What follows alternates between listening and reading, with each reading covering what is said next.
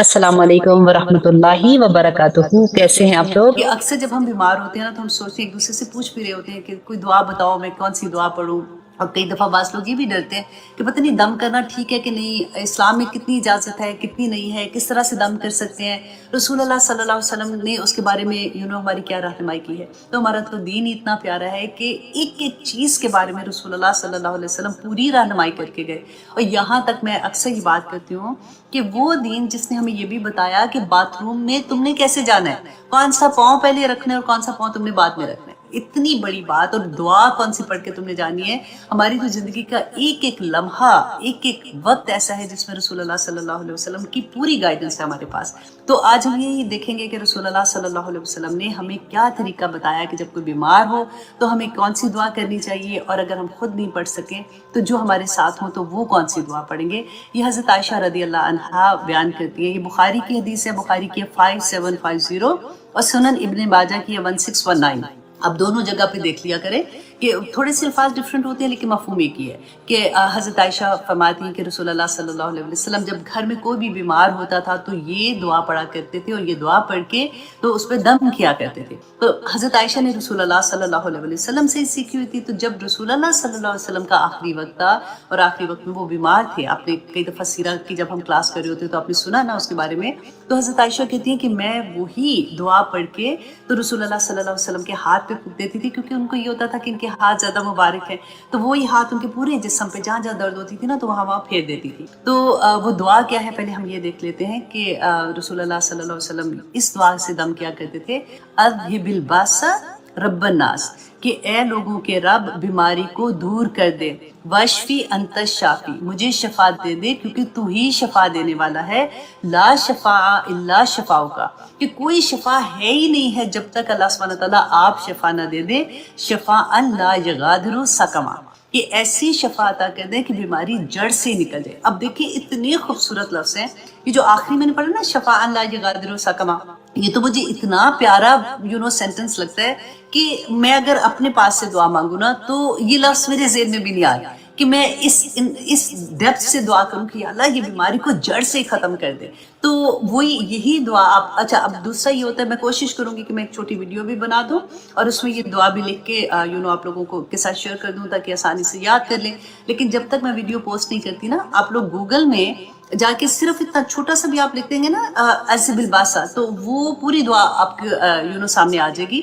अब विद तर्जमा उर्दू तर्जमा ज़रूर साथ याद किया करें, क्योंकि उसको जब हमें समझ आती है ना कि इस दुआ का मतलब क्या है तो फिर और बंदा दिल से इंटेंसिटी से वो उसको मांगता है। तो रसूल अल्लाह सल्लल्लाहु अलैहि वसल्लम का आखिरी वक्त में जब हज़रत आयशा जो है वो यही दुआ पढ़ के दम करती थी, अज़हिबिल बासा रब्बन नास वशफी अंत शाफी ला शिफा इल्ला शिफाओ का, शिफा ला यगादिरु सकमा। तो जैसे कई दफ़ा होता है ना ऐसी बीमारियां जैसे खुदा न खासा कैंसर का पता चलता है, तो उस वक़्त के लिए भी ये बहुत प्यारी दुआ है कि अल्लाह जड़ से ख़त्म कर दे ताकि ये बीमारी वापस कभी भी ना लौट के आए। तो हज़रत आयशा फरमाती कि आखिरी दिन जब रसूल अल्लाह सल्लल्लाहु अलैहि वसल्लम का विसाल हुआ था तो कहती है मैंने दोबारा से उनके पास आई और मैंने ये दुआ पढ़ के दम करना चाहा, तो रसूल अल्लाह सल्लल्लाहु अलैहि वसल्लम ने अपना हाथ जो है वो हज़रत आयशा के हाथ से अलग किया और पता है कौन सी दुआ मांगी थी? दुआ करें कि अल्लाह सुब्हानहू व तआला हमें आखिर वक्त में कलमा नसीब करे और हमें भी ऐसी दुआएं करने की तौफीक दे। कि रसूल अल्लाह सल्लल्लाहु अलैहि वसल्लम के आखिरी अल्फाज क्या थे? अल्लाहुम्मा अग़फ़िरली, अल्लाहुम्मा अग़फ़िरली, ए अल्लाह मुझे बख्श दे, मेरी मग़फ़रत फरमा, वाल्हिक़नी बिर्रफ़ीक़िल आला, और बुलंद मर्तबा साथियों के साथ मुझे मिला दे। सुभान अल्लाह। तो ये रसूल अल्लाह सल्लल्लाहु अलैहि वसल्लम के आखिरी अल्फाज थे। आप भी याद कर लीजिए, क्योंकि याद होगा तो उस वक़्त आखिरी वक्त में हमें ये याद रहेगा कि हमने ये दुआ पढ़नी है। तो ये बहुत प्यारी दुआएं थी, मैंने सोचा कि आप लोगों के साथ शेयर कर दूं। तो आइए जनाब हम आते हैं अपने सबक की तरफ। हम करें सूरत अत-तौबा और आज हम करेंगे सूरत अत-तौबा की आयत नंबर 110। और हम पहले ये देखेंगे कि लास्ट क्लास में हमने क्या पढ़ा था कि हम पढ़ रहे थे ना मस्जिद बनाने की खातिर जो हुआ था कि रसूल अल्लाह सल्लल्लाहु अलैहि वसल्लम के, अब मैं जो लफ्ज़ बोलूँगी ना आपने गौर करना है, क्योंकि अभी जो लफ्ज़ बोल रही हूँ वो कुरान के वर्ड नहीं है, लेकिन अल्लाह सुब्हानहू व तआला ने इन्हीं लफ्ज़ों को क्या लफ्ज़ दिए ये हमें इंशाल्लाह हम देखेंगे। कि रसूल अल्लाह सल्लल्लाहु अलैहि वसल्लम के ज़माने की बात हो रही है ना, कि मदीना में थे, तबूक से पहले की बात है कि कुछ कुछ सहाबा ही हम कहेंगे ना, सहाबा हम उनको कहते हैं जिन्होंने रसूल अल्लाह सल्लल्लाहु अलैहि वसल्लम को अपनी ज़िंदगी में देखा और उनका खात्मा जो है वो इस्लाम पे हुआ। तो कुछ लोगों ने रसूल अल्लाह सल्लल्लाहु अलैहि वसल्लम के ज़माने में मदीना में एक सोचा और एक नेकी का काम करने का सोचा अपनी तरह से, और फिर उन्होंने एक मस्जिद बनाई। अब आम देखने वाले बंदे के लिए तो ये बहुत नेकी का काम था कि उन्होंने मस्जिद बनाई। अब उनकी सोच क्या थी, देखने वाले को तो ये लग रहा था ना कि कम्युनिटी में जैसे हम बात करते हैं कि हमारी कम्युनिटी फलां आदमी ने ना पता मस्जिद बनाई है, फलां लोगों ने बड़ा वो नेकी का काम किया, क्योंकि मस्जिद जो है वो शायर अल्लाह है ना, कि ऐसी चीजें जिनको देख के अल्लाह सुब्हानहू तआला याद आ जाए।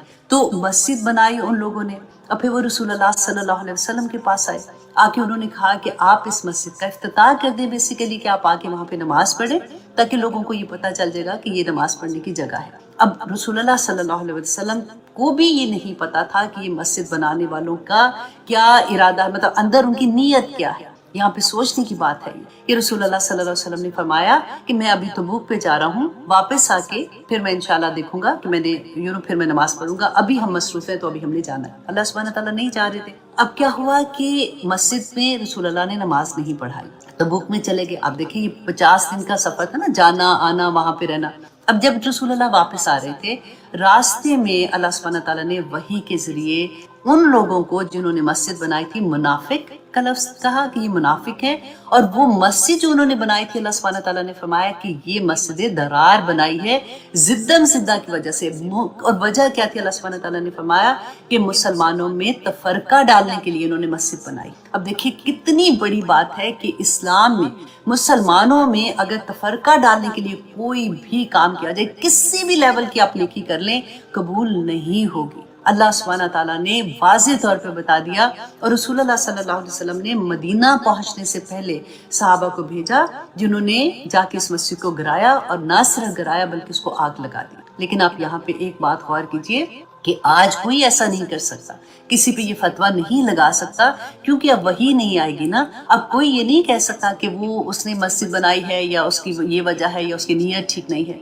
यहाँ पे अल्लाह सुब्हानहू तआला ने कुछ अलामात बता दी कि वजह क्या थी। कि अगर अब देखें ना, उस वक्त तो ये आखिरी दौर की आया नासिल हो रही है ना, हम सूरत तौबा पढ़ रहे हैं, तबूक आखिरी गज़वा था। अब अल्लाह सुब्हानहू तआला ने मुसलमानों को, रहती दुनिया तक मुसलमानों को ये बता दिया कि ये सिफ़ात, ये चीज़ें अगर आपको नज़र आती हैं कि कोई चीज़ ऐसी कर रहा है इस्लाम का नाम लेके, दीन का नाम लेके, अल्लाह का नाम लेके, रसूल अल्लाह की खुशनुदी का नाम लेके, तो ये समझो अगर वो मुसलमानों में तफरका डाल रहा है ना, तो वो इंसान जो है वो मुनाफिक है। वो जगह जो उसने बनाई है, वो जिस तरह की भी, जो नाम से भी उसने बनाई है, वो कबूल नहीं हुई। इतनी बड़ी बात। और आज आप देखिए हमने क्या किया। आप यहाँ पे एक और एग्जाम्पल मैं आपको बताऊंगी कि देखिए जब हमने पाकिस्तान लिया था, कितनी कुर्बानियों से लिया था। जिन्होंने कुर्बानियां दी, कभी आप उनसे सुनिएगा कि उन्होंने किस तरह की कुर्बानियां दी। आज हमने क्या किया पाकिस्तान के साथ, हमने, क्योंकि हमें आदत थी ना, हमने दीन के साथ भी यही किया। हमने दीन को मजहब बना के टुकड़े टुकड़े करके, वो काफिर, वो गलत, वो मस्जिद वाले ठीक नहीं, वो उनका तो अकीदा ठीक नहीं।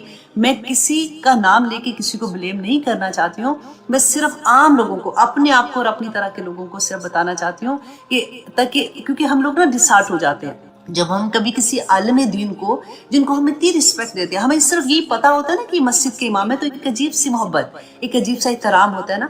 लेकिन कभी हम इनको जब लड़ते देखते हैं, क्योंकि अब मीडिया का दौर मुसीबत खाना ऐसा आ गया है कि उसमें हर चीज़ ओपन हो जाती है, और अब वो ये भी ख्याल नहीं करते कि वो इतना बड़े बड़े नाम है, उनके साथ अल्लाह का नाम जुड़ा हुआ है। अगर वो एक दूसरे के लिए ऐसे लफ्ज़ इस्तेमाल करेंगे, ऐसी बात करेंगे कि वो गलत, वो काफिर, उसका अकीदा ठीक नहीं, इसको तो यहूदी फंडिंग कर रहे हैं, फलां चीज है, तो आम पब्लिक जो मेरे और आप जैसी, आप देखें हम क्यों बच्चे आजकल के दिन से पीछे भाग रहे हैं, इसीलिए भाग रहे हैं कि उनको तो समझ ही नहीं ना आ रही है कि हम करें क्या।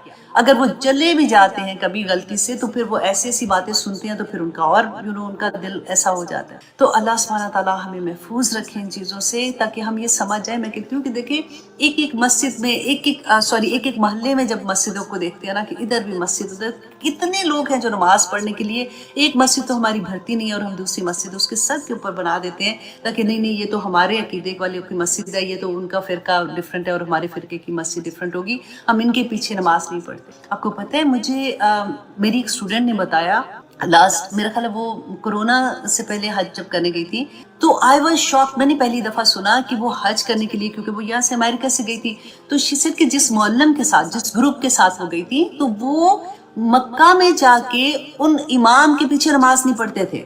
وہ کہتے تھے نہیں جن کا عقیدہ ٹھیک نہیں. اللہ اکبر, میں تو حیران پریشان, مجھے یقین ہی نہیں آ رہا تھا. پھر جب میں نے ایک دو سے جیسے ہوتا ہے نا کہ بات بندہ کرتا ہے کہ تم نے یہ سنا ہے کہ یہ ایسی بات ہے, تو انہوں نے کہا ہاں یہ تو بات یہ ہم نے بھی سنا ہوا کہ ایسے بات لوگ کرتے. تو کیسی کیسی چیزیں نبی صلی اللہ علیہ وسلم کیا دین چھوڑ کے گئے تھے. ایک اللہ ہے ہمارا, ایک قرآن ہمارا, رسول اللہ صلی اللہ علیہ وسلم is the last prophet, ہمارا کچھ بھی دو نہیں ہے. تو پھر ہم کیوں اپنے آپ کو اس طرح سے ہم نے تقسیم کر دی. اسی لیے تو امت میں اتنا اختلاف ہو گیا, کسی میں اتحاد نہیں رہا. حالانکہ اتنے مسلمان ہیں, اگر مسلمان اکٹھے ہو جائیں تو آپ سوچیں کہ ہماری طاقت کہاں سے کہاں جائے گی, لیکن نہیں, ہم نے اکٹھے نہیں ہونا. اللہ اکبر. اب یہاں پہ میں آپ کو جو آپ کو بتا رہی تھی نا, دیکھیں اب یہاں پہ ایسا نہیں ہے کہ اب کوئی کسی پہ ایسا فتویٰ لگا کے, کیونکہ ہمیں تو دلوں کا حال نہیں پتا ہوتا نا. تو مجھے یہ سبق یاد کر رہی تھی جب میں اور اگلی آیت یہ دیکھ رہی تھی, تو مجھے یاد آیا کہ آپ کو یاد ہے, آپ میں سے اگر کسی کو یاد ہے نا تو پلیز لکھیے آن لائن کہ 2007 آپ لوگوں کو یاد ہے, آئی تھنک 3 جولائی سے 13 جولائی کے اندر کیا ہوا تھا. آپ ذرا سوچ کے بتائیے, کیونکہ اتنا بڑا واقعہ ہوا تھا کہ ہمیں بھولنا نہیں چاہیے. اور ہماری یہی عادت ہو جاتی ہے نا کہ اکثر ہم بھول جاتے ہیں چیزوں کو, اور اتنی بڑی بڑی چیزیں ہوتی ہیں. یہ لال مسجد کا واقعہ ہوا تھا, مسجد حفصہ, اور لال مسجد میں 3 جولائی سے 13 جولائی تک جو خون کی ہولی کھیلی گئی تھی. اللہ اکبر. آپ کو پتہ ہے جہاں سے یہ سٹارٹ ہوا تھا کہ کچھ مسجدیں گرائی گئی تھیں جس کے اوپر علماء نے مظاہرے کیے تھے کہ یہ غلط ہوا. اس میں اس وقت حکومت نے یہ کہا کہ کیونکہ یہ جو مسجدیں تھیں یہ زبردستی کسی کی جگہ پہ بنی تھی, تو اس لیے اس کا قبضہ نہیں تھا, تو اس لیے ان کو گرا دیا. اس میں پڑھی تھی کہ مسجد امیر حمزہ آئی تھنک مسجد کا نام تھا, کہ وہ 100 سال پرانی تھی. ایون جب پاکستان بنا تھا نا, اس سے بھی پہلے کی مسجد تھی. تو وہ تو کسی کی ایسی ملکیت نہیں تھی نا, تو کس طرح سے بہانے کر کے حکومت اس وقت ایسی تھی کہ کسی کا بس نہیں چل رہا ہوگا یا کیا نہیں ہوا تھا. مجھے یاد ہے اس زمانے میں توبہ استغفار پورا دن ٹی وی کے آگے بیٹھے رو رہے ہوتے تھے کہ یا اللہ یہ کیا ہو رہا ہے, اور کیا کچھ نہیں ہوا تھا. مسجدیں آج بھی جب ہم اقتدار میں آتے ہیں نا کبھی کبھی, تو ہم بھول جاتے ہیں کہ ہم نے اسی اللہ کے سامنے حاضر ہونا ہے. ہم اتنے بڑے, دیکھیں اس زمانے میں جن کا بھی جو مین تھے نا, غازی برادران تھے شاید, جو میں ابھی ریکال کر رہی ہوں ساری چیز کو. اللہ اکبر. تو اگر انہوں نے دیکھیں کچھ غلط کیا تھا نا, یا بات کچھ غلط کی تھی, یا کچھ ایسے مذاکرات ٹھیک نہیں ہو رہے تھے, تو قانون کے تھرو ان کو سزا دی جا سکتی تھی, ان سے بات کی جا سکتی تھی. لیکن ایسے مار دینا, اللہ اکبر. کتنی طالبات, جتنی اسٹوڈنٹ ہاسٹل میں جو رہتی تھی, تہجد گزار بچیاں, بچے اس کے اندر, سارے لوگوں کو جلا دیا, کس طرح سے ان کو مار دیا تھا. تو آج کل پتہ ہے اپنے مسلمانوں کی باتیں ایسے جب ہم سنتے ہیں نا, تو اتنی تکلیف ہوتی ہے. جب میں یہ مسجد کا پڑھی تھی تو مجھے بار بار ذہن میں وہ چیز آ رہی تھی کہ اس زمانے میں اتنی بے بسی تھی کہ کر نہیں نہ سکتا کچھ بھی. ہم تو یہی ہوتا ہے نا, ابھی بھی آپ دیکھیے ہم کچھ نہیں کر سکتے. اپنے ملک کا جو حال دیکھتے ہیں, بولیں گے تو زبان کٹ جائے گی, یہ کریں گے تو مار دیں گے, جو کچھ بھی ہو رہا ہے. تو اللہ سبحانہ تعالیٰ سے دعا کریں کہ اللہ سبحانہ تعالیٰ ہم پہ سب پہ اپنا رحم کرے, ہمارے ملک کو سلامت رکھے. ہمارے ملک میں جو اتنا اس وقت غربت کا جو حال ہے, میں لوگوں سے جن سے بھی بات کرتی ہوں, کیونکہ اب اسٹوڈنٹ ہے اتنے زیادہ, کسی میسیج کس تھرو بات ہوتی ہے یا کسی طرح سے, تو بڑی تکلیف ہوتی ہے کہ اللہ سبحانہ تعالیٰ ہم مسلمانوں پہ اپنا رحم کر دے. ہم تو اللہ کے نام لینے والے ہیں, ہم تو رسول اللہ صلی اللہ علیہ وسلم کی امت میں سے ہیں, پھر ہم اتنے بڑی بڑی مشکلات میں پھنسے ہوئے ہیں. اللہ سبحانہ تعالیٰ رحم کرے. تو آئیے جناب ہم دیکھتے ہیں اسی مسجد کے بارے میں جس میں آپ کو ڈیٹیل بتا رہی تھی, اسی کی آخری آیا ہے. اللہ سبحانہ تعالیٰ فرماتے ہیں آیت نمبر 110, لا یزالو بنیانہم, کہ ہمیشہ رہے گی عمارت ان کی, الذی بنو, وہ جو انہوں نے بنائی, ریبتن فی قلوبہم, ان کے دلوں میں شک کا باعث ہوگی. کیوں شک کا باعث ہوگی؟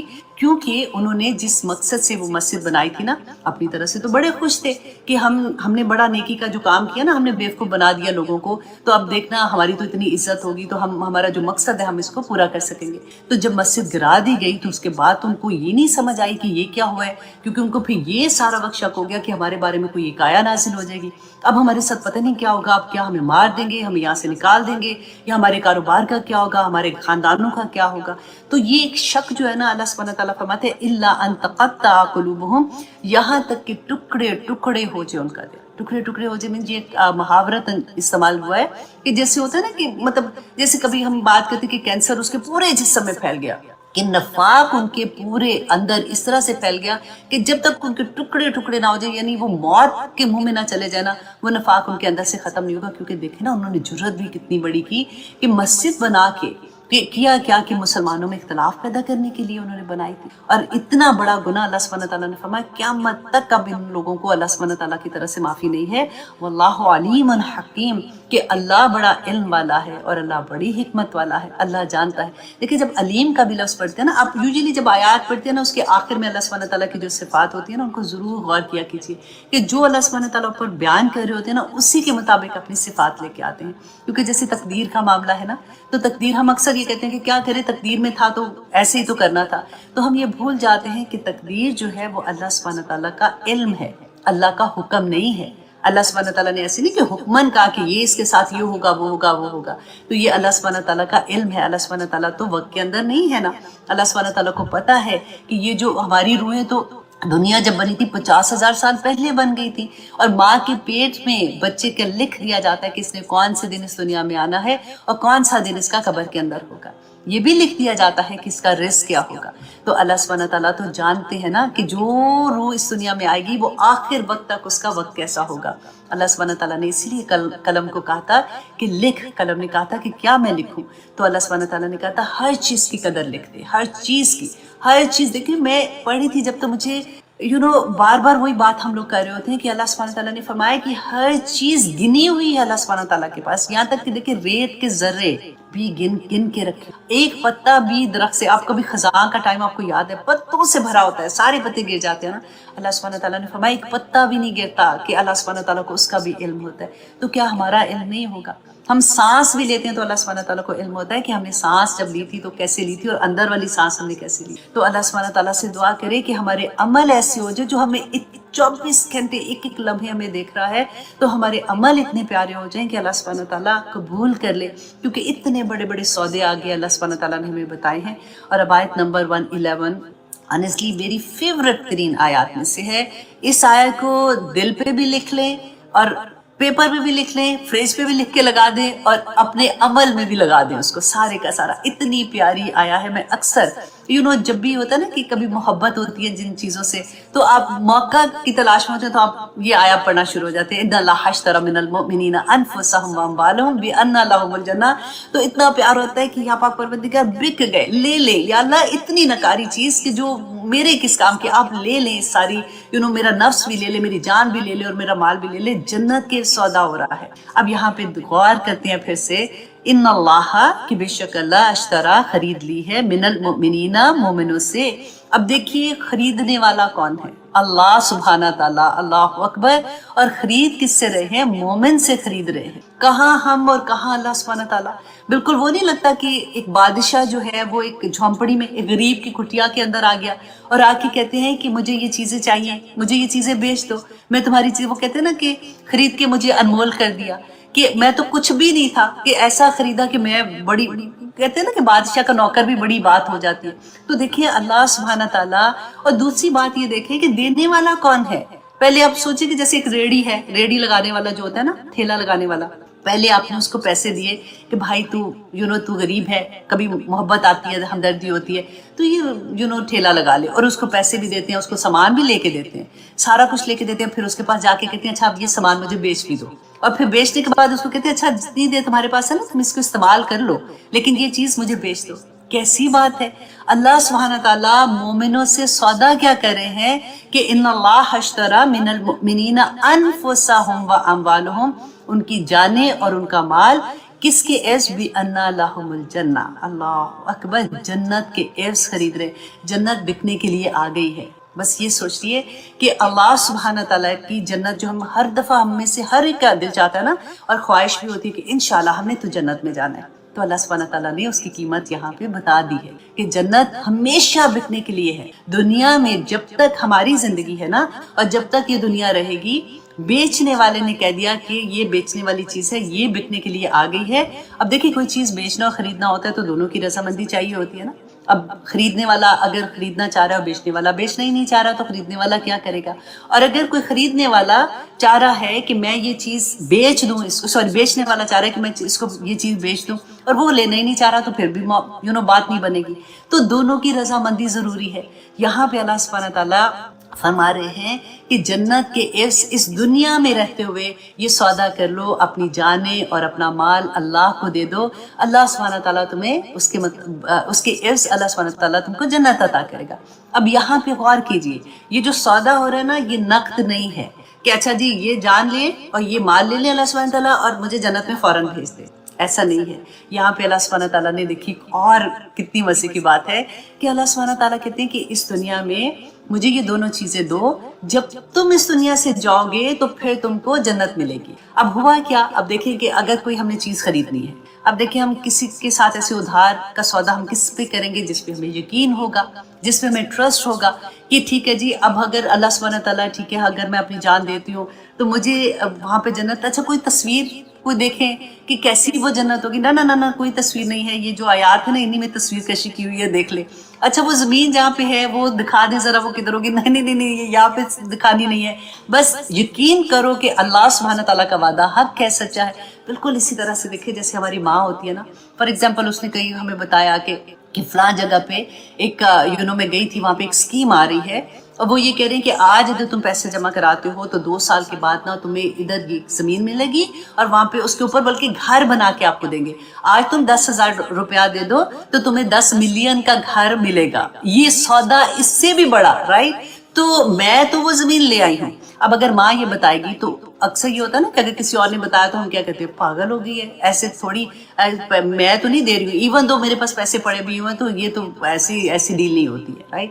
اور اگر میری ماں کہے گی نا کہ ایسا سودا ہے بیٹا میں نے کیا ہے، مجھے پکا یقین ہے یہ ایسے ہے، تو ہم بھی اپنی ساری مال جو ہے لگا ہی دیں گے کہ ٹھیک ہے ماں نے کہا ہے تو ٹھیک ہی کہا ہوگا. یہاں پہ ہمارا رب ہمیں کہہ رہا ہے کہ اس دنیا میں یہ اپنی زندگی کا سودا میرے ساتھ کر لو، میں وہاں تمہیں جنت دے دوں گا. اب دیکھیے ہمیں کیوں یہ آیات ہم بھی پڑھتے ہیں کتنی دفعہ رمضان میں بھی، جیسے چلو کوئی بات نہ روز نہ بھی پڑھیں تو رمضان میں تو ایٹ لیسٹ ہم 2-3 دفعہ پڑھ ہی جاتے ہیں نا پورا قرآن پاک. یہ آیات تو ہم نے زندگی میں کتنی دفعہ پڑھی ہیں، پھر ہم کیوں نہیں بکتے ہیں؟ ہم کیوں نہیں اپنے آپ کو اللہ سبحانہ تعالیٰ کے سامنے بیچتے؟ وجہ کیا ہے؟ ایسا کیا تھا کہ رسول اللہ صلی اللہ علیہ وسلم کی زندگی میں جب وہ صحابہ کی زندگی ہم دیکھیں کہ ان کا بکنا کیسے تھا، جب وہ لا الہ الا اللہ نہیں ہے، سب سے پہلے سب چیزوں کی نفی کہ نہیں ہے کوئی معبود سوائے اللہ کی. ہمارے ذہن میں کیا آتا ہے کہ جب ہم کہتے ہیں نا کہ نہیں ہے کوئی عبادت کے لائق تو ہمارے ذہن میں ظاہری عبادات آ جاتی ہیں. جیسے نماز ہے تو ظاہری عبادت، جیسے ہم جائیں گے وضو کریں گے اللہ اکبر کہہ کے نماز پڑھ لیں گے، ہمیں اس کی روح نہیں ملتی ہے. ہمیں عبادت کی روح کا سمجھ نہیں آتی کہ یہ کیوں اللہ سبحانہ تعالیٰ نے ہمیں بچوں کو کہتے چلو نماز پڑھو، بچے کہیں گے تھوڑی دیر پڑھیں گے وہ بور ہو جاتے. کیوں؟ ان کے پاس کوئی مقصد نہیں ہے، ان کو پتہ ہی نہیں لگ رہا ہوتا کہ یہ نماز ہم کیوں پڑھ رہے ہیں، رائٹ؟ تو اگر میں اپنے ایکسپیرینس سے چھوٹا سا ساتھ شیئر کر دیتی ہوں کہ نماز کے وقت نا جیسے میں یہ سوچا کرتی تھی جس زمانے میں اپنے آپ کو عادت ڈال رہی تھی کہ کیونکہ یہ میرے رب کا حکم ہے اور اللہ سبحانہ تعالیٰ پورا قرآن جو ہے وہ اللہ سبحانہ تعالیٰ کے احکامات ہیں کہ ہماری زندگی کیسے گزرنی ہے، ہمارا ایک لمحہ اپنی زندگی کا کیسے مجھے گزارنا ہے کہ مجھے جنت حاصل کرنی ہے. تو نماز جو ہے نا یہ ایک پریکٹس ہے اللہ کے حکم کی اطاعت کرنے کی. اگر میں ایک نماز سے دوسری نماز کے ٹائم پہ پھر میں وضو کرتی ہوں، پھر میں اللہ سبحانہ تعالیٰ کے سامنے حاضر ہو جاتی ہوں، تو اس کے درمیان میں جو وقت ہے نا یہ والی پریکٹس جو میں نے پہلی نماز میں کی تھی نا یہ مجھے اس پورے ٹائم پہ کرنی ہے کہ اس میں نے اللہ کا کوئی حکم نہیں توڑنا. اگر میں نے کسی چیز کا فیصلہ کرنا ہے تو میں نے اللہ کی چوائس کے مطابق اللہ کی خوشی کی خاطر وہ فیصلہ کرنا ہے. اگر میں نے کوئی بھی عمل کرنا ہے تو اس دوران میں مجھے وہی عمل کرنا ہے. دیکھیے اللہ سبحانہ تعالیٰ ہم انسانوں کو دن میں 5 بار پریکٹس کرا رہے ہیں اپنے حکم کو کی تابع کرنے کا کہ دیکھو یہ حکم تم نے جو مانے تمہیں مشکل لگ رہا ہے نا تو اب تم 5 وقت کی جب نماز پڑھو گے نا تو انہی دوران کے اندر جب تم اپنے سارے احکامات کو دیکھو گے نا تو تمہارے لیے بڑی آسانی ہوتی. تو اگر ہمیں دین کی روح کی سمجھ آ جائے نا تو زندگی آسان ہو جاتی. اب دیکھیں صحابہ کی زندگی میں حضرت میں آپ کو 2-3 ایگزامپل یہاں پہ دیتی ہوں کہ ان کا جب انہوں نے لا الہ الا اللہ پڑھا تھا، جب وہ مسلمان ہوئے تھے جیسے ہم مسلمان ہیں، تو ان کی زندگی میں کیا ہوا تھا کہ حضرت عبداللہ بن حذیفہ رضی اللہ عنہ کی ایگزامپل میں آپ کو دیتی ہوں. حضرت عمر کے زمانے میں یہ فوج گئی تھی ایران، کس کے ساتھ لڑائی تھی؟ کیسر روم کے ساتھ، رومیوں کے ساتھ لڑائی. بہت بڑی جنگ ہوئی تھی. تو اب مسلمان جو تھے وہ تعداد میں اتنے زیادہ نہیں تھے لیکن ان کو فتح ہو گئی تھی. تو جب یہ لوگ وہاں پہ گئے, عبداللہ بن حذیفہ کہتے ہیں کہ ان کو وہاں پہ کیسر روم کے سپاہی جو تھے انہوں نے ان کو اور کچھ اور مسلمان تھے ان کو قید کر لیا. اب کیسر روم نے یہ سنا ہوا تھا کہ یہ جو قوم ہے مسلمان, یہ بڑی عجیب قوم ہے کہ یہ پرواہ بھی نہیں کرتے. اگر ان کو حکم یہ آ جاتا ہے نا کہ سمندر میں گھوڑے دوڑا دو تو یہ وہاں گھوڑے اپنے دوڑا دیتے ہیں. یہ ان کو بس ایک حکم ملتا ہے تو یہ اپنے سرنگو کر دیتے ہیں. اس نے کہا کہ اچھا, اس میں سے حضرت حذیفہ کا نام انہوں نے سنا ہوا تھا. انہوں نے کہا کہ اس کو ذرا بلا کے لاؤ, میں دیکھنا چاہتا ہوں کہ اس کا ایمان کس لیول کا ہے. اب آپ یہ امیجن کیجئے گا, یہ جو میں آپ کو پوری بات بتا رہی ہوں نا, کہ آپ سوچیں کہ میرا اپنا بیٹا یا میرا اپنا خامند مسلمان ہے نا, کہ یہ اس پوائنٹ پہ ہے کہ وہاں پہ دربار لگا ہوا ہے اور کیسر روم ان کو بلاتے ہیں اور ان کو کہتے ہیں کہ عبداللہ بن حذیفہ کو کہتے ہیں کہ تم عیسائیت قبول کر لو, میں تمہیں آزاد کر دوں گا. حضرت حذیفہ کہتے ہیں, عبداللہ بن حذیفہ کہتے ہیں کہ میں یہ کسی قیمت پہ بھی یہ قبول مجھے نہیں کرنا. وہ کہتے ہیں اچھا, وہ اس کو کہتے ہیں کہ اچھا اگر میں تمہیں اس سلطنت میں سے بھی ایک حصہ دے دوں گا اور میں تمہیں بہت اچھا عہدہ بھی دوں گا اور میں تمہیں آزاد بھی کر دوں گا, تم عیسائیت قبول کر لو. حضرت حذیفہ کہتے ہیں لا الہ الا اللہ, یہ کبھی بھی ممکن نہیں ہو سکتا. وہ بڑا حیران ہوا کہ اتنا بڑا قیدی ہے جو پوری وہ کہتے ہیں نا چینوں سے بندھا ہوا ہے اور پھر بھی اس کو نہیں ایسا لگ رہا. پھر اس نے اس کو کہا کہ اچھا ٹھیک ہے, اس نے تیر انداز بلائے اور ان کو کہا کہ ان کو جیسے ہوتے ہیں نا سلیپ کے اوپر اس کو لگا دو اور تیر جو ہے وہ اس کے ارد گرد, اس کے ہاتھ اور پاؤں کے ارد گرد تیر چلاؤ اور یہ اتنا بس کر دو کہ یہ زخمی ہو جائے لیکن اس کو موت نہ آئے. تو کہتے ہیں کہ انہوں نے پھر تیر چلائے جب, تو ایک دفعہ بھی انہوں نے اپنی زبان سے جیسے اف ہوتا ہے نا وہ بھی نہیں نکالا. تو جب وہ تیر انداز رکے تو پھر کیسر روم نے کہا کہ تم ابھی بھی عیسائیت قبول کر لو, میں تمہیں چھوڑ دیتا ہوں. اور البدایہ والنہایہ میں یہاں تک بھی ہے کہ اس نے کہا کہ میں اپنی بیٹی سے تیری شادی کر دوں گا, کیونکہ یہ واپس جب گئے تو انہوں نے اپنی سٹوری ساری سنائی. انہوں نے پھر بھی یہی کہا کہ نہیں, لا الہ الا اللہ. اب دیکھیے پھر اس کے بعد اس نے کیا کہا کہ حکم دیا کہ ایک بڑی سی دیگ لاؤ اور اس کے اندر تیل ڈالو اور آگ جلاؤ. جب تیل بالکل ابلنے لگا نا تو اس نے کہا کہ 2 قیدیوں کو بلاؤ, مسلمان قیدی, اور اس کے سامنے ان کو اس کے اندر تیل کے اندر پھینک دیا. اللہ اکبر. آپ سوچئے ذرا اس وقت کیا سچویشن ہوگی. کہتے دیکھتے ہی دیکھتے ہڈیاں اور گوشت علیحدہ ہو گیا اور جل گئے پورے کے پورے, تو ختم ہو گئے. لیکن پھر انہوں نے جب حذیفہ کو کہا, عبداللہ بن حذیفہ کو کہا کہ اب کیا تم عیسائیت قبول کرتے ہو, تو انہوں نے پھر سے وہی کہا لا الہ الا اللہ. تو انہوں نے غصے سے کہا کہ اس کو بھی اس آگ میں پھینک دو. تو جیسے ہی وہ کہتے ہیں کہ سپاہی ان کو لے کے اس جو بڑا سا دیگ تھی اس کے پاس گئے تو حضرت حذیفہ رونا شروع ہو گئے, ان کی آنکھوں سے آنسو گرنا شروع ہو گئے. تو جیسے ہی کیسر روم نے دیکھا نا تو کہتے ہیں کہ میں نے تمہیں پہلے کہا تھا, اب کیوں تم رو رہے ہو, میں نے تمہیں ساری چوائس دی تھی. تو ان کو دیکھ کے کہتے ہیں کہ میں اس لیے نہیں رو رہا ہوں کہ مجھے ساگ میں پھینکا جائے گا یا مجھے تیل میں جلایا جائے گا, میں اس لیے رو رہا ہوں کہ میرے پاس تو صرف ایک ہی جان ہے. اگر میرے جسم پہ جتنے روئے ہیں اتنی جانیں میرے پاس ہوتی تو میں ہر جان اللہ سبحانہ تعالیٰ کی راہ میں قربان کر. اللہ اکبر. کیسر روم کہتے ہیں حیران پریشان, یہ کیسا انسان ہے.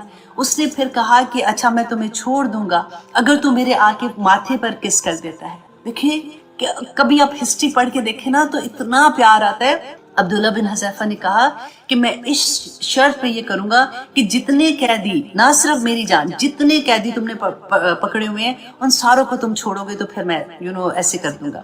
اور اس نے کہا ٹھیک ہے میں وعدہ کرتا ہوں. اب مجھے لگتا ہے کہ وہ اللہ سبحانہ تعالیٰ نے دیکھیں پوری کی پوری کیسے آزمائش میں سے ان کو گزارا کہ اس نے پھر جا کے ان کے ماتھے پہ کس کی اور پھر اس نے اپنے وعدے کے مطابق سارے قیدیوں کو چھوڑ دیا.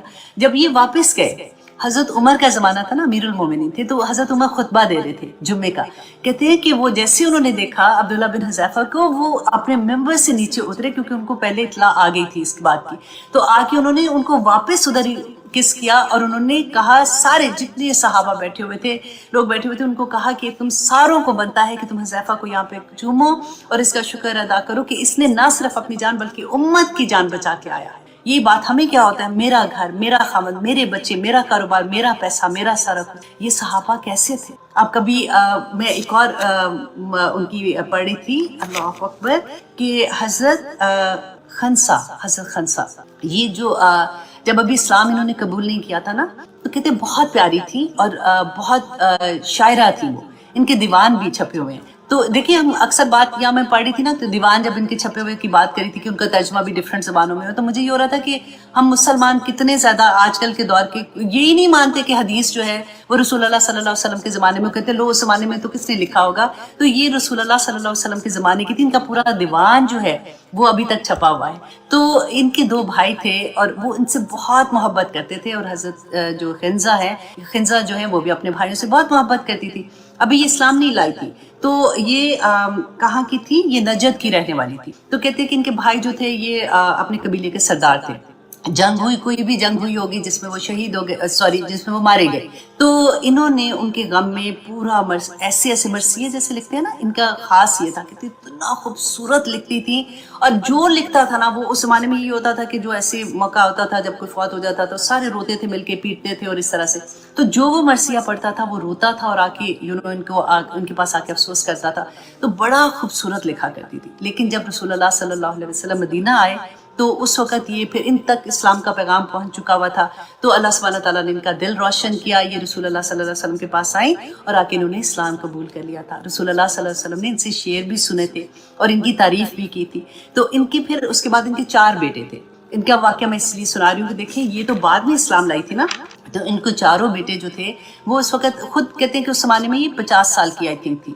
تو اس زمانے میں حضرت عمر کا زمانہ تھا، تو ایک جنگ قاسیہ تھی، مجھے جنگ کا نام بھول گیا، لیکن کیونکہ آپ لوگ ابھی ڈیفینیٹلی نوٹس لکھ رہے ہوتے ہیں، مجھے یہ ہوتا ہے کہ آپ لوگ پراپر طرح سے نوٹ لکھ دیں۔ جنگ قاسیہ آپ نام لکھ دیں، لیکن اب خود سے بھی چیک کر لیجیے گا۔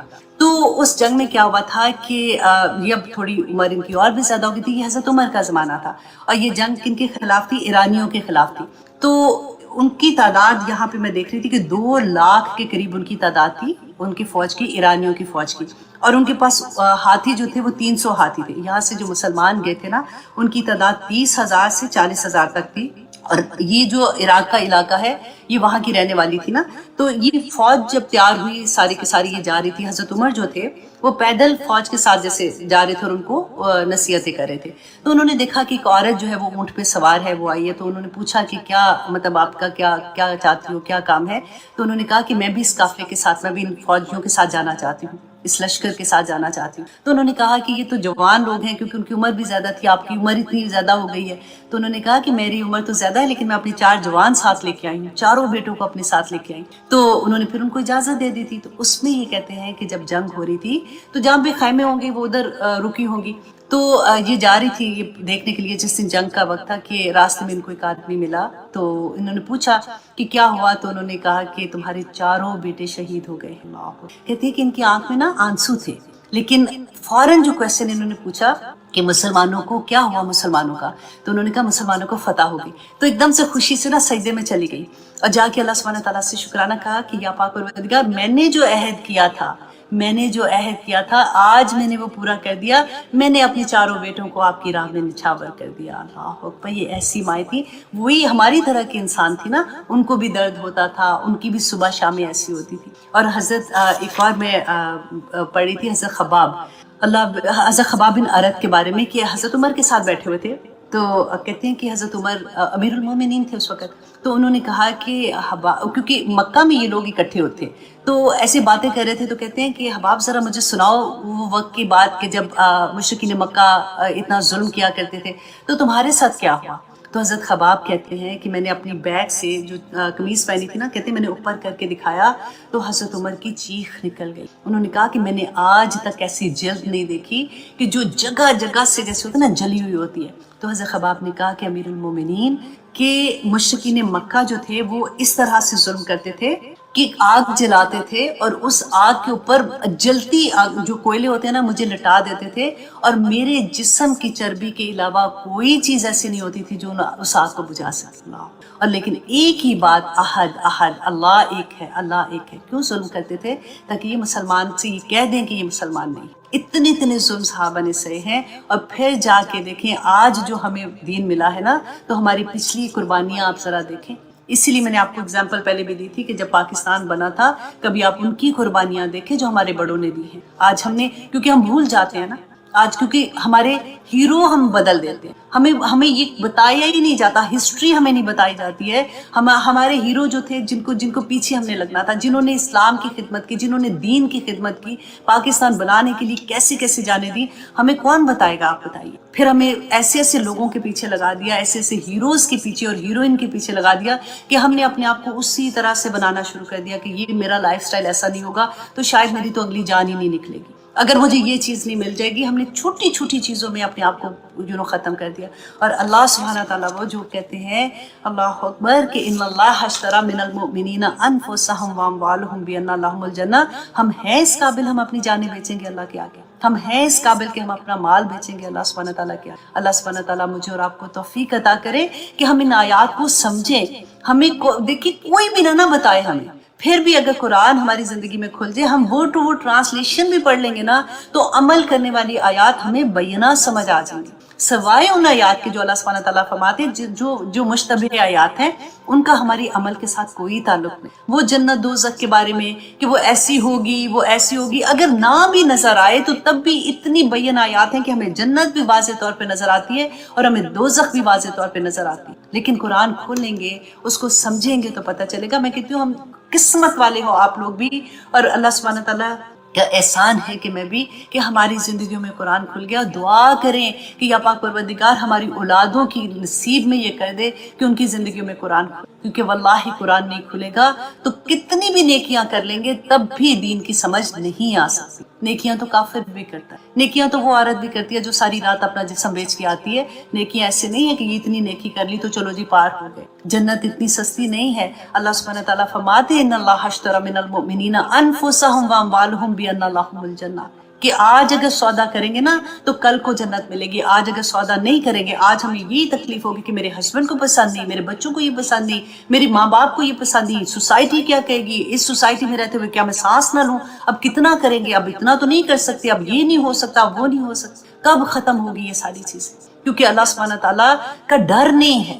ہمیں یہ پتہ نہیں ہے کہ میرے رب نے ہمیں کیا حکم دیا ہے. رسول اللہ صلی اللہ علیہ وسلم نے فرما دیا تھا نا کہ تم مومن ہی نہیں ہو سکتے ہو جب تک تم اپنے ماں باپ سے، اپنی اولاد سے، اپنی جان سے بھی بڑھ کے اللہ اور رسول اللہ صلی اللہ علیہ وسلم سے محبت نہیں کرو گے. کرتے ہیں ہم، پھر ہم مومنوں کے دعوے بھی اتنے اتنے بڑے کرتے ہیں. اللہ سبحانہ تعالیٰ ہمارے عمل سدھار دے کسی طرح سے، کیونکہ ہم چھوٹے چھوٹے ہم کر رہے ہوتے ہیں. الحمدللہ مجھے یہ ہے کہ میں آپ لوگوں سے بات کروں نا، آپ لوگوں کی تو الحمدللہ زندگی میں قرآن کھل گیا ہے، آپ لوگوں کو تو سمجھ آنی شروع ہو گئی ہے. تکلیف اپنے بچوں کی ہے، ان لوگوں کی، اپنے بہن بھائیوں کی، اپنی دوستوں کی، اپنے نیبرز کی، اپنے محلے کے لوگ، اپنے شہر کے لوگوں کی ہے جن کو ابھی تک جن کی زندگی میں قرآن نہیں کھلا. اللہ سبحانہ تعالیٰ میں کہتی ہوں ایک دفعہ ان کی زندگی میں قرآن کھل جائے، قرآن خود ہی سے باتیں کرتا ہے، قرآن خود ہی سے بتا دے گا کہ صحیح راستہ کون سا، غلط راستہ کون سا ہے. اللہ اکبر. اور اللہ سبحانہ تعالیٰ فرماتے ہیں کہ وہ لوگ جن کو جنت ملے گی اور وہ کیا کرتے ہیں، وہ کیا کرتے ہیں اس دنیا میں، یقاتلون فی سبیل اللہ، کہ وہ اللہ کے راستے میں جنگ کرتے ہیں. یقاتلون فی سبیل اللہ، اللہ کی راہ میں جنگ کرتے ہیں، اللہ کی راہ میں اپنے نفس سے جنگ کرتے ہیں، اللہ کی راہ میں اپنے گناہوں کے ساتھ جنگ کرتے ہیں، اللہ کی راہ میں ہر اس چیز سے جنگ کرتے ہیں جو اللہ کے حکم کے اگینسٹ آ جاتے ہیں. یہ لوگ ہیں جنہوں نے جنت کی دنیا میں سودے کیے ہیں. ایسے تو نہیں اللہ سبحانہ تعالیٰ آخرت میں نور کے ممبروں پہ بٹھا دے گا. وہ جو 50,000 سال کا دن ہوگا، اللہ سبحانہ تعالیٰ مومن کو تو کہتے ہیں کہ اللہ اکبر کہ مومن تو یوں جیسے ادھر کھڑا اور وہ جنت میں چلا گیا، اس کو تو انتظار بھی نہیں کرنا پڑے گا. تو ایسا سودا اس دنیا میں کرنا کیا مشکل ہے. واللہ میں کہتی ہوں کہ لوگ کہتے ہیں نا کہ شاید اسلام کا یونیفارم پہن لیں گے تو شاید یہ میری زندگی مشکل ہو جائے گی، شاید ایسا کریں گے تو لوگوں کی ایکسپیکٹیشن ایسی ہو جائے گی، پھر میری زندگی سے فن ختم ہو جائے گا. واللہ کچھ ختم نہیں ہوتا. اللہ سبحانہ تعالیٰ ایسی خوشیاں عطا کر دیتے ہیں کہ بندہ لوگوں کے اندر بیٹھے ہوئے، آپ کسی جگہ پہ بھی بیٹھے ہوئے، آپ کے دل کے اندر وہ جو خوشی کی ایک لہر ہوتی ہے نا کہ اللہ کی اطاعت کا احساس ہونا کہ میرا ایک ایک لمحہ اللہ کی اطاعت میں گزرا ہے، وہ خوشی کو وہ کہتے ہیں نا کہ کاش وہ ہر کوئی ٹیسٹ کر سکے، اور پھر وہ چھٹتی نہیں ہے، وہ عادت پڑے چھٹے گی نہیں. لیکن اللہ سبحانہ تعالیٰ وہ ٹیسٹ کروا دے کسی طرح سے ہمیں زندگی میں. آمین سم آمین. تو اللہ سبحانہ تعالیٰ فرماتے ہیں کہ یہ کون لوگ ہیں جو جنگ کرتے ہیں اللہ کے راستے میں، فَيَقْتُلُونَ وَيُقْتَلُونَ، اور وہ مارتے ہیں اور مارے بھی جاتے ہیں. کبھی کبھی ایسا ہوتا ہے، دیکھیں میں اور آپ تو جنگ کرنے کہیں محاذ پہ نہیں نا کھڑے ہوئے، لیکن ہمارا محاذ کون سا ہے؟ ہمارا محاذ ہمارا گھر ہے، ہمارے بچے ہیں، ہمارے رشتہ دار ہیں، ہماری دوستیں ہیں، اور ہم اس محاذ پہ کبھی کبھی ایسا ہوتا ہے کہ ہمیں چوٹ لگ جاتی ہے جب ہم کسی کو کچھ کہتے ہیں، ہمیں تانے بھی پڑتے ہیں، ہمیں سننا بھی پڑتا ہے، ہمیں کئی دفعہ بہت سی ایسی چیزیں چھوڑنی پڑتی ہیں، لیکن اللہ سبحانہ تعالیٰ کی رضا تو دیکھیں نا کہ اس کے بدلے میں اللہ سبحانہ تعالیٰ جنت کے سودے کر رہے ہیں کہ جنتوں میں جگہ ملے گی، اور اللہ سبحانہ تعالیٰ فرماتے ہیں دیکھو ایسا دل خراب نہ کرنا، ایسا مت سوچنا کہ ایسی ایسی باتیں ہو رہی ہیں، وعدن علیہ حقا، کہ وعدہ ہے اس کے ذمے سچا۔ کس کے ذمہ سچا وعدہ ہے؟ اللہ کے ذمہ ہے، اللہ کی ذمہ داری ہے یہ کہ تم کو وہ جنت دے گا۔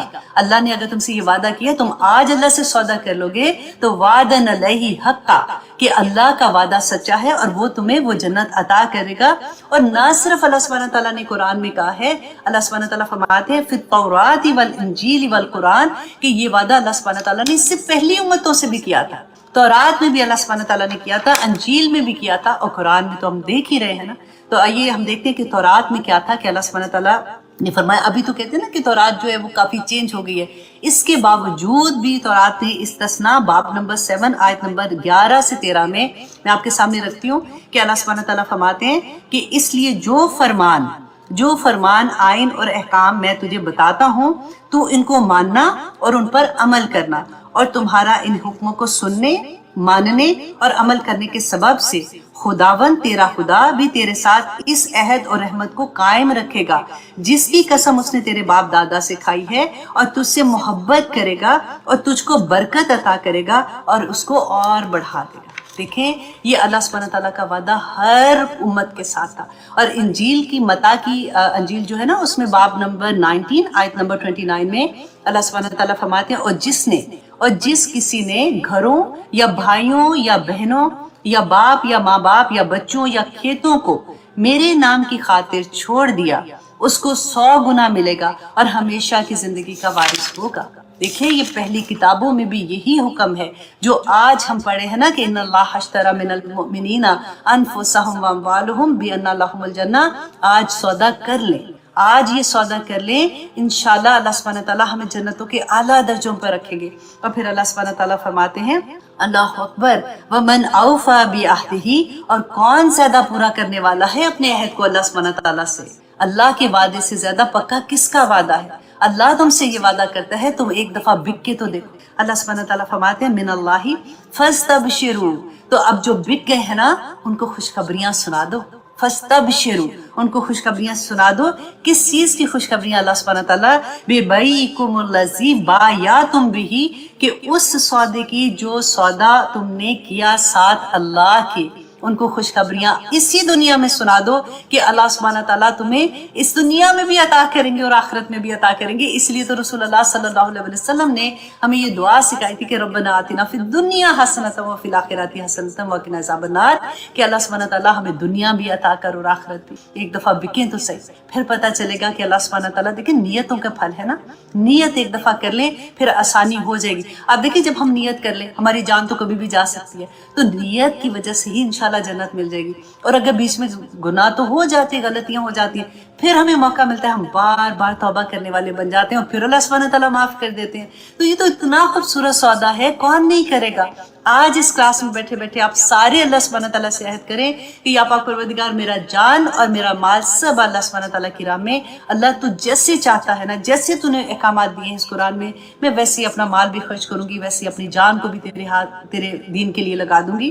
اور اللہ سبحانہ تعالیٰ فرماتے ہیں وَذَلِكَ هُوَ الْفَوْزُ الْعَظِيمُ، کہ بے شک یہ تو بڑی کامیابی، اس سے بڑی کامیابی اور کوئی نہیں ہو سکتی ہے کہ جو انسان ان اللہ اشتری من المؤمنین انفسهم واموالهم بان لهم الجنہ، بیچتے ہیں اللہ سبحانہ تعالیٰ کے آگے کوئی مشکل نہیں ہے۔ دیکھیے ہم آلریڈی ہم لوگ جو کام کر رہے ہیں نا، اللہ کی مرضی کے مطابق ہی کر رہے ہیں۔ وہ جو تھوڑی سی چیزیں ابھی اس لیول پہ نہیں آ رہی نا، دا مومنٹ ہم اپنی زبان سے یہ کہیں گے نا کہ یا پاک پروردگار بس میں نے بیچ دیا، مجھے نہیں پتا، میں نے اپنا سودا آپ کے آگے رکھ دیا۔ اگر آپ نے، میں اکثر یہ بات کہا کرتی تھی جب میں نے یہ آیت پڑھی تھی کہ میں نے قیامت کے دن اللہ سبحانہ تعالیٰ سے کہہ دینا کہ یا اللہ، میں نے تو نماز پڑھ کے بعد میں دعا کی تھی کہ یا اللہ آج میں بکنے آ گئی ہوں، میری جان، میرا مال سب آپ کا، اگر آپ نے نہیں خریدا نا تو قیامت کے دن میں آ کے کھڑی ہو جاؤں گی، آپ نے کیوں نہیں خریدا تھا, میں نے تو بیچنے آ گئی تھی. تو اللہ سبحانہ تعالیٰ انشاءاللہ ہمیں وہ کام کرنے ہی نہیں دیں گے. واللہ اللہ سبحانہ تعالیٰ کا وعدہ ہے کہ اللہ جو اپنے مومن بندے ہیں نا, ان کو اس راستے پہ چلنے ہی نہیں دیتے. وہ جو راستہ غلط راستہ ہوتا ہے ان کا دل ہی اٹھا دیتے ہیں, ان کی آنکھوں کے آگے کتنا پردہ ہی آ جاتا ہے, ان کو وہ غلط چیزیں نظر ہی نہیں آتی. اتنی آسانی اللہ سبحانہ تعالیٰ فرما دیتے ہیں. مشکل پتہ ہے کیا ہوتا ہے؟ آزمائش کدھر ہوتی ہے؟ جب ہمارے فیصلے نہیں ہو رہے ہوتے. ابھی ہم نے ارادے نہیں, ڈر رہے ہوتے ہیں کہ ہائے پتہ نہیں یہ کروں گی تو پھر کیا ہوگا. لیکن ایک دفعہ وہ جو ہم کہتے ہیں نا کراس کر لیتے ہیں کہ یا اللہ میں بکنے آ گئی ہوں, مجھے خرید لیجئے, تو اللہ کی قسم سارے راستے آسان ہو جاتے ہیں. پھر آپ وہ کہتے ہیں نا فاستبشروا, تو ان کو خوشیاں منائے. اور کیا کریں گے اللہ سبحانہ تعالیٰ؟ دیکھیں اتنی خوبصورت کہ اللہ کا وعدہ سچا ہے, اللہ کا وعدہ حق ہے. اللہ اپنے وعدے کو پورا کرے گا. تم اس دنیا میں ایک چھوٹا سا سودا کر دو, آخرت میں تمہیں اس کا بڑا اجر ملے گا. ایک کہانی میں پڑھی تھی, بلکہ مجھے کہانی چلے میں بعد میں سناتی, پہلے میں آپ کو ایک حدیث کا چھوٹا سا واقعہ بتا دیتی ہوں کہ حضرت ابو ذر غفاری کے گھر میں کوئی ان کے دوست آئے, تو انہوں نے دیکھا کہ گھر میں کوئی سامان نہیں ہے نا, تو بڑے پیسے والے تھے. تو انہوں نے کہا کہ ابو ذر گھر خالی ہے, سامان کدھر ہے؟ تو انہوں نے کہا کہ وہ ایک بڑا سا گھر لیا ہے, اس کا سودا ہوا ہے, تو میں نے سامان آگے بھیج دیا ہے. تو ان کو سمجھ آ گئی, دوست تھے ان کے.